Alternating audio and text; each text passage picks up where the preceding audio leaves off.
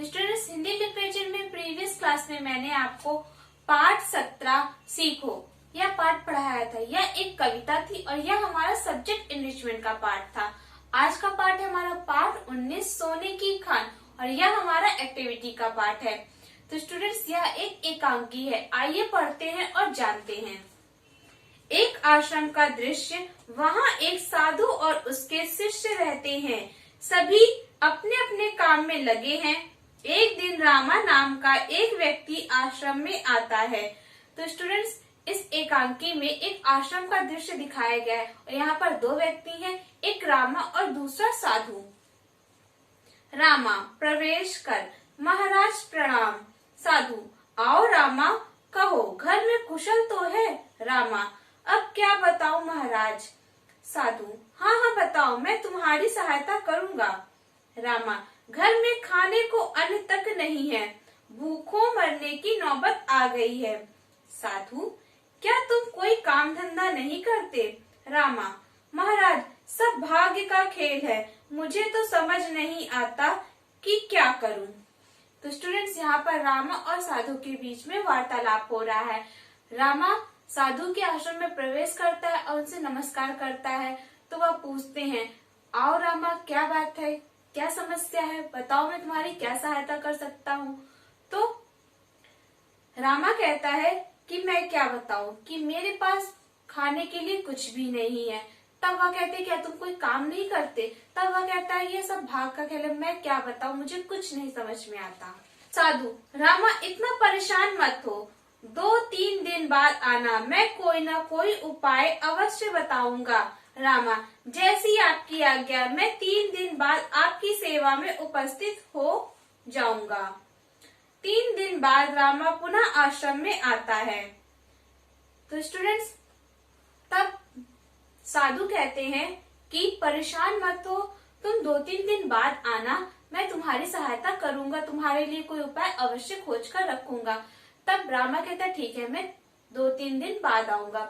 फिर वह 3 दिनों के बाद उनके आश्रम में पुनः जाता है। रामा, महाराज प्रणाम। साधु, आओ रामा, तुम तो वचन के पक्के निकले। रामा, महाराज मुझे गरीबी से पीछा छुड़ाने का उपाय बताएं। साधु, हाँ हाँ जरूर बताएंगे, पहले एक पुण्य का काम कर दो। रामा, भला मैं क्या कर सकता हूँ। साधु, देखो हमारे आश्रम में पानी की बड़ी कमी रहती है, यहाँ साधु महात्मा आते रहते हैं, यहाँ का कुआं सूख गया है, इसमें थोड़ी खुदाई करनी है, इससे पानी निकल आएगा। तो स्टूडेंट्स, जब रामा वहाँ जाता है, उन्हें प्रणाम करता है, तब वह कहते हैं, तुम तो वचन के पक्के निकले, यानी 3 दिन के बाद मैंने तुम्हें कहा था कि तुम आना और तुम आए। तो कहता है कि हाँ महाराज, मुझे कोई उपाय बताइए जिससे मैं अपनी गरीबी से पीछा छुड़ा सकूं।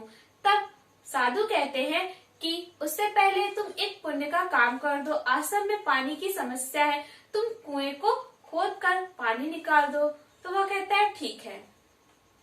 रामा, जैसी आपकी आज्ञा, पर फिर तो मुझे गरीबी से छुटकारा दिलवा देंगे ना। साधु, तुम पुण्य का काम करोगे तो भगवान तुम पर अवश्य प्रसन्न होंगे। रामा, ठीक है महाराज, लाइए एक फावड़ा। साधु, सब प्रबंध है, कुएं के पास पहुंच जाओ। तो रामा कहता है, ठीक है, जैसा आप कहेंगे वैसा मैं करूंगा, फिर तो आप मुझे उपाय बताएंगे ना।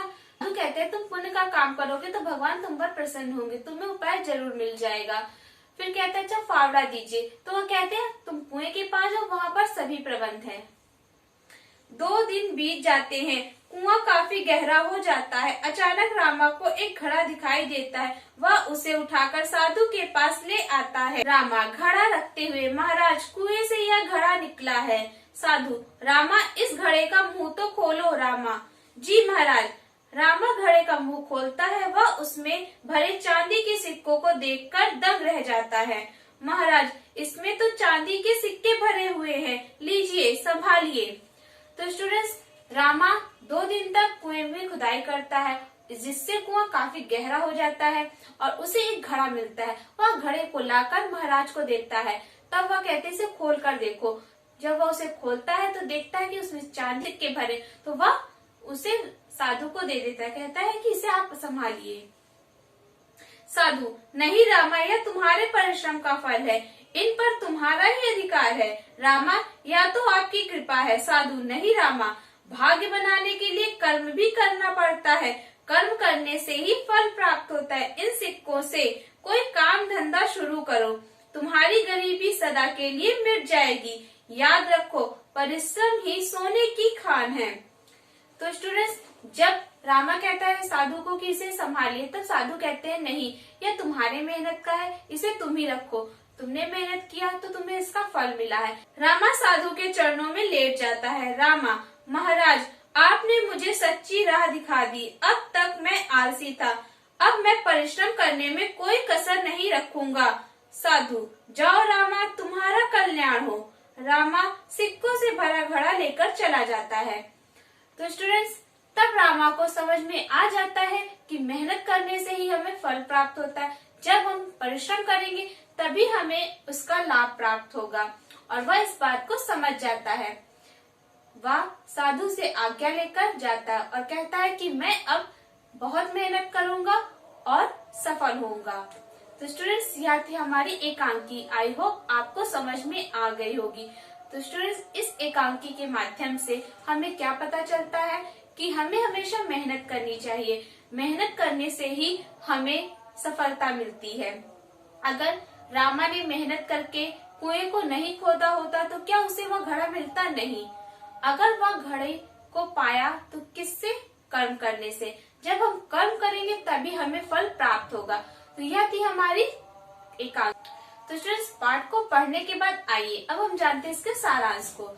तो इसका सारांश है, यह पाठ एक एकांकी है जिसमें दो पात्र रामा और साधु हैं।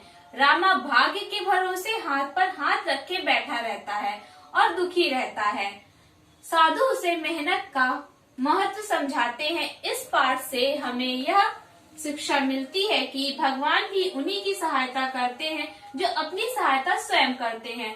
तो यहाँ पर दो पात्र हैं, रामा और साधु, और इनके माध्यम से हमें पता चलता है कि कर्म करने से ही फल प्राप्त होता है। जब हम मेहनत करेंगे तभी हमें फल प्राप्त होगा। भगवान उन्हीं की सहायता करते हैं जो अपनी सहायता स्वयं करते हैं। तो स्टूडेंट्स, सारांश को जानने के बाद अब आते हैं हम शब्दार्थ पर। तो आपकी बुक में पेज नंबर 110 पर जो शब्दार्थ दिए गए आपको इन्हें ही याद करना है। इसमें पहला शब्दार्थ है आपका दृश्य। दृश्य का अर्थ होता है नजारा। अन्न, अन्न का अर्थ होता है अनाज। अवश्य, अवश्य का अर्थ होता है जरूर। पुण्य, पुण्य का अर्थ होता है भलाई का काम। परिश्रम, इसका अर्थ होता है मेहनत। राह, राह का अर्थ होता है रास्ता। प्रवेश करना, इसका अर्थ होता है दाखिल होना। भाग्य, किस्मत। उपस्थिति, हाजिर। प्रसन्न, खुश। कर्म, काम। तो ये हमारे शब्दार्थ, इन्हें आपको याद करना है। स्टूडेंट्स, पाठ को पढ़ने के बाद और शब्दार्थ को जानने के बाद अब आते हैं हम इसके अभ्यास प्रश्न पर। तो स्टूडेंट्स, आपकी बुक में पहला अभ्यास प्रश्न है बहुविकल्पीय प्रश्न, पेज नंबर 110 पर। इसमें पहला प्रश्न है, रामा कौन सी समस्या लेकर साधु के पास आया था? नौकरी की, निर्धनता की, खाने को कुछ ना था, सभी। तो इसका राइट आंसर होगा आपका घ, सभी। नेक्स्ट है दूसरा प्रश्न, रामा को साधु ने कितने दिनों बाद दोबारा बुलाया था? 1 दिन, 2 दिन, 3 दिन, 7 दिन। तो इसका राइट आंसर होगा आपका ग, 3 दिन। तीसरा प्रश्न है, साधु महाराज ने रामा को कौन सा काम करने को कहा? कुटिया बनाने को, पानी भरने को, सूखी नहर खोदने को, सूखा कुआं खोदने को। तो इसका राइट आंसर होगा आपका घ, सूखा कुआं खोदने को। नेक्स्ट है चौथा प्रश्न, कुएं में रामा को क्या मिलता है? घड़ा, सांप, पानी की धारा, कुछ नहीं। तो इसका राइट आंसर होगा आपका का, घड़ा। नेक्स्ट है आपका पांचवा, घड़े में क्या भरा हुआ था? सोने के सिक्के, चांदी के सिक्के, तांबे के सिक्के, हीरे मोती। तो इसका राइट आंसर होगा आपका खा, चांदी के सिक्के। नेक्स्ट है छठा प्रश्न, साधु महाराज ने किसे सोने की खान बताया? घड़े को, कुएं को, भाग्य को, या फिर परिश्रम को। तो इसका राइट आंसर होगा आपका घ, परिश्रम को। इसके बाद नेक्स्ट है आपका का, मौखिक प्रश्न। इनके उत्तर आप अपनी किताब में ही साइड में राइट कर लीजिए। इसमें पहला प्रश्न है, रामा साधु के आश्रम में क्यों पहुंचा? तो इसका उत्तर है अपनी गरीबी की समस्या लेकर। नेक्स्ट है दूसरा, रामा कोई काम धंधा क्यों नहीं करता था? तो इस प्रश्न का उत्तर है क्योंकि वह आलसी था और भाग्य के भरोसे रहता था। नेक्स्ट है तीसरा प्रश्न, शेर बहुत शक्तिशाली है किंतु यदि शेर शिकार करने के लिए मेहनत ना करे तो क्या शिकार उसके पास स्वयं आ जाएगा? तो इसका आंसर क्या होगा? नहीं। नेक्स्ट है चौथा, तुम बहुत बुद्धिमान हो किंतु यदि तुम मेहनत ना करो तो क्या तुम परीक्षा में अच्छे अंक ला सकते हो? इसका आंसर है आपका नहीं। नेक्स्ट है आपका पांचवा प्रश्न, तुम भाग्य को बड़ा मानते हो अथवा मेहनत को? तो इसका उत्तर क्या होगा? मेहनत को। इसके बाद नेक्स्ट है आपका खा, नीचे दिए गए प्रश्नों के उत्तर लिखो। इसमें पहला प्रश्न है, रामा ने महाराज से किसका उपाय पूछा? इस प्रश्न का उत्तर है रामा ने महाराज से गरीबी से पीछा छुड़ाने का उपाय पूछा। नेक्स्ट है दूसरा प्रश्न, साधु ने आश्रम की क्या समस्या बताई? इसका उत्तर है साधु ने आश्रम में पानी की कमी की समस्या बताई। नेक्स्ट आपका तीसरा प्रश्न, 2 दिन की खुदाई के बाद रामा को क्या मिला?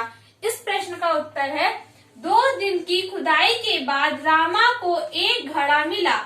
नेक्स्ट है आपका चौथा प्रश्न, साधु ने चांदी के सिक्कों पर किसका अधिकार बताया और क्यों?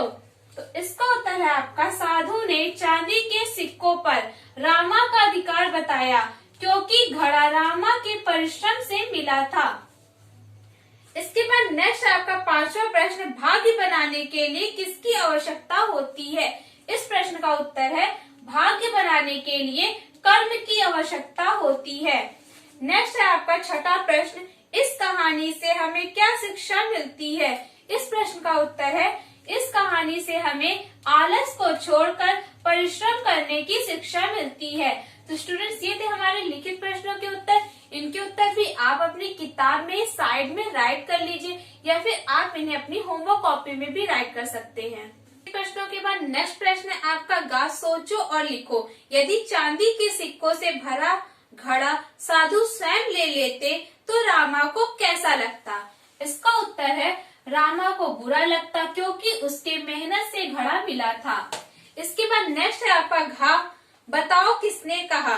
सब भाग्य का खेल है। तो यह वाक्य किसने कहा था? रामा ने। दूसरा है आपका, मैं तुम्हारी सहायता करूंगा। यह वाक्य किसने कहा था? साधु ने। नेक्स्ट है तीसरा, इसमें आपका, मुझे गरीबी से पीछा छुड़ाने का उपाय बताओ। तो यह वाक्य किसने कहा था? रामा ने। कुएं के पास पहुंच जाओ। तो यह वाक्य किसने कहा था? साधु ने। इसके बाद नेक्स्ट प्रश्न आपका भाषा बोधन। इसमें पहला है का, पढ़ो और समझो। इन वाक्यों के रेखांकित अंश पर ध्यान दो। रामा ने घड़ा निकाला, साधु ने उपाय बताया, मैं उपस्थित हो जाऊंगा, मैं क्या कर सकता हूँ। रेखांकित अंशों से किसी काम के होने का पता चल रहा है। व्याकरण में इसे क्रिया कहते हैं। तो स्टूडेंट्स, मैंने आपको क्रिया पहले भी पढ़ा है कि जिन वाक्यों से आपको किसी काम के करने या होने का पता चले उसे हम क्रिया कहते हैं। तो यहाँ पर आपको 2 क्रिया के वाक्य राइट करने हैं। पहला है आपका, सीमा कहानी पढ़ती है। दूसरा है, सोहन खेल रहा है। इसके बाद नेक्स्ट प्रश्न है आपका, खा, वाक्यों में प्रयोग करो। तो यहाँ पर जो शब्द दिए गए उनका आपको वाक्य प्रयोग करना है। पहला है आपका भाग्य। इसका वाक्य प्रयोग क्या होगा? हमें भाग्य का भरोसा नहीं करना चाहिए। नेक्स्ट है परिश्रम। परिश्रम को सोने की खान कहा जाता है। कल्याण। कल्याण का वाक्य प्रयोग होगा आपका, भगवान सभी का कल्याण करते हैं। सिक्के। सिक्के का होगा आपका, रामा को चांदी के सिक्के मिले। घड़ा। घड़े का पानी शीतल होता है। तो ये थे हमारे शब्दों के वाक्य प्रयोग। तो स्टूडेंट्स, इस पाठ के जितने भी अभ्यास प्रश्न हैं उन्हें आपको अपनी किताब में ही करना है और यह आपका आज का क्लास वर्क है। इस पाठ का कोई भी वर्क आपको अपनी क्लास वर्क की कॉपी में नहीं करना है। क्लास वर्क के बाद अब आते हैं हम होमवर्क पर। तो स्टूडेंट्स, यह पाठ हमारा एक्टिविटी का पार्ट है। तो यहाँ पर आपको एक एक्टिविटी होमवर्क में दी जा रही, उसे आपको करना है। एक्टिविटी है आपकी, कोई एक ऐसी कहानी लिखिए जिसमें इसी प्रकार परिश्रम का महत्व बताया गया हो। तो ये आपका होमवर्क है। जिस प्रकार आपने यह एकांकी पढ़ी सोने की खान, और इसमें बताया गया कि किस प्रकार परिश्रम करने से उसे फल प्राप्त हुआ। तो स्टूडेंट्स, आपको भी एक कहानी राइट करनी है और उस कहानी से हमें शिक्षा प्राप्त होती हो कि परिश्रम का क्या महत्व है, परिश्रम करने से हमें क्या फल मिलता है। ऐसी ही कोई कहानी आपको राइट करनी है। तो यह आपका आज का होमवर्क है।